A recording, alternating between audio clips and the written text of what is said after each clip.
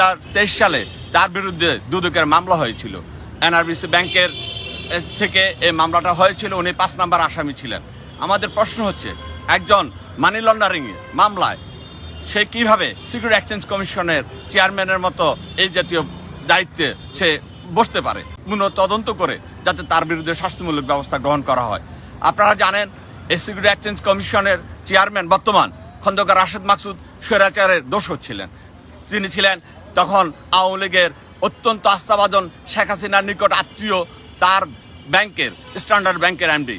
তিনি ছিলেন আজিজ খান, এই শেয়ার বাজারের লুটেরা, তার অ্যাডভাইজার হিসাবে উনি সামিট পাওয়ারও ছিলেন। বিভিন্নভাবে উনি আওয়ামী লীগের যে লুটেরারা ছিল তাদের সাথে তার ওতপ্রোতভাবে সম্পর্কিত ছিলেন। তার বিরুদ্ধে দুদকে মামলা থাকা সত্ত্বেও কিভাবে সে এই পদে আসে?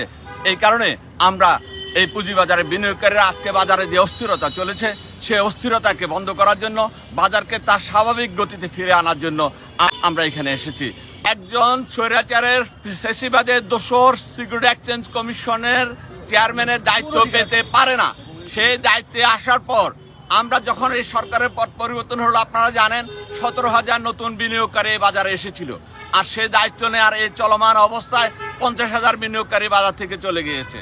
এবং এই বাজারে ইতিমধ্যে আমরা বিনিয়োগকারীরা প্রায় 70,000 কোটি টাকা মূলধন হারিয়েছি। এই কারণ এই স্বৈরাচারের লুটেরারা কখনো ভালো কাজ করতে পারে না। তাদেরকে একটা সিন্ডিকেটের মাধ্যমে আমরা জানি যে অনেক টাকা পয়সা লেনদেনের মাধ্যমে নাকি তাকে আমরা ইতারে অনেক কথা আমাদের কানে ভেসে আসে যে অনেক টাকার বিনিময়ে তাকে নাকি এই পদে বসানো হয়েছে।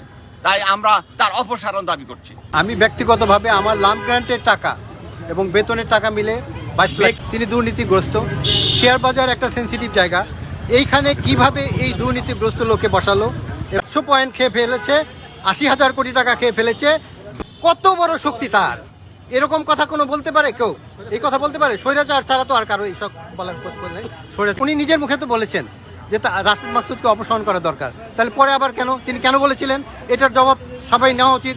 কেন আপনি বলেছিলেন যে রাশেদ মাকসুদকে সিকিউরিটি অ্যান্ড এক্সচেঞ্জ কমিশনের চেয়ারম্যানকে সরানো দরকার, আবার কেন পরের দিন উনি বললেন যে তাকে সরানো যাবে না? রাশেদ মাকসুদ এবং আবু আহমেদকে সরানোতে সরকারের কি সমস্যা? এরপরেও সরকার টনক না। 30 লাখ বিনিয়োগকারীকে হত্যা হতে আমি দিব না। আমার জীবন যাবে, তবে এই 30 লাখ লোকের পিছনে আমি আছি, তাদের সামনে আছি। একজন দুর্নীতিবাজকে কিভাবে রাষ্ট্রের এত গুরুত্বপূর্ণ চেয়ারে বসায়? একটা ব্যক্তি প্রায় 9 মাস তার দায়িত্ব, 9 মাসের মধ্যে সে কিছুই করতে পারে নাই, বরঞ্চ সর্বদিক দিয়ে সে ধ্বংস করেছে। সুযোগ হতে শুরু করে বিনিয়োগকারীর আপনার পুঁজি, তারপরে যে আপনার বিনিয়োগকারী বাজার ছাড়া এমন কোনো সুযোগ নাই, সব এসে নিচের দিকে, উপর দিকে কোনো সুযোগ নাই তার দায়িত্বে থাকা অবস্থায়। তাহলে একদম ক্লিয়ার দুর্নীতিবাজ ব্যক্তিকে এই চেয়ারে কারা বসাইছে? নিশ্চয় কোনো অদৃশ্য শক্তি আছে। চেয়ারম্যান যদি প্রশিক্ষণের জন্য যায়, তাহলে মার্কেট চালানো তার যোগ্যতা নাই। সে যদি এই চেয়ারে থাকে, বিনিয়োগকারীর রাস্তা নাই, এটাই বাস্তবতা। শেয়ার বাজারে কোনো একটা মানুষের গায়ে যদি আগুন লাগে, তাহলে তার সামনে যদি কোনো একটা লোক থাকে, সে সেই আগুনটা নেভাবে না? তা কে আগুন লাগিয়েছে, কিভাবে আগুন লেগেছে, সেই জন্য একটা তদন্ত কমিটি গঠন করবে। এই ধরনের মানুষকে দিয়ে বাংলাদেশের পুঁজিবাজার শেষ করার কি ষড়যন্ত্র চলছে? আমাদের তো মনে হয় এখানে আন্তর্জাতিক ষড়যন্ত্রও জড়িত হয়ে গেছে। অর্থাৎ প্রতিবেশী কোনো দেশকে যে এ দেশকে অস্থিতিশীল করো, এই সরকারকে বেকায়দায় ফেলো, এই সরকারকে উৎখাত করার জন্য পুঁজিবাজারের বিনিয়োগকারীরাই যথেষ্ট। এদেরকে লাগিয়ে দাও।